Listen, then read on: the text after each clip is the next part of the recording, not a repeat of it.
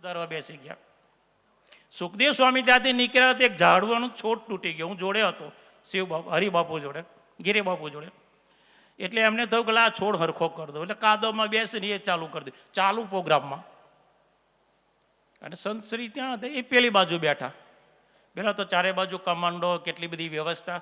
એને થયું કે આવા મહાન સંતો આખી દુનિયા વિશ્વની અંદર આ સંતનું નામ પડે તો લાખો લોકો બેસી જાય. મેં કહ્યું જો આ સુખદેવ સ્વામી તકા સ્થાપક, મેં સ્થાપક ને સંસ્થાના વડા, તે વળી કાદવ સાફ કરી એ કરતા હતા. આજની તારીખમાં એને એટલો બધો મહિમા સંતોનો આવ્યો કે એક મોટું આયોજન છે. એક સંત પૂજ્ય આપણા સંસ્થાના વડા છે, ત્યાં ગયા આમંત્રણ આપવા.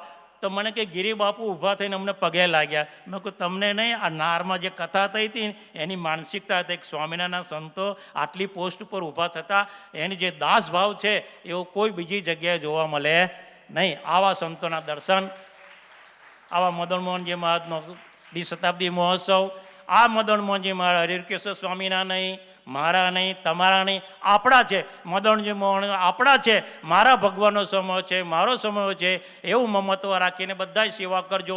પહેલાં વચનામૃતમાં મહારાજે કીધું કે જેવી દેહના સગામાં મારો બાપ, મારી જમીન, મારી દુકાન, એવું મમત્વ ભગવાનમાં સંતમાં થાય તો આ જીવનું કલ્યાણ થઈ જાય. તો મદન મોહનજી મહારાજ મારા છે, ના સમયો મારો છે, એવી દરેકમાં ખૂબ ભક્તિ આપે, ખૂબ દેવભાવથી ખૂબ સુંદર ઉજવાય એવી મદન મોહનજી મહારાજના ચરણોમાં પ્રાર્થના કરું. એક સાથે બોલીશું, મદન મોહનજી મહારાજની જય.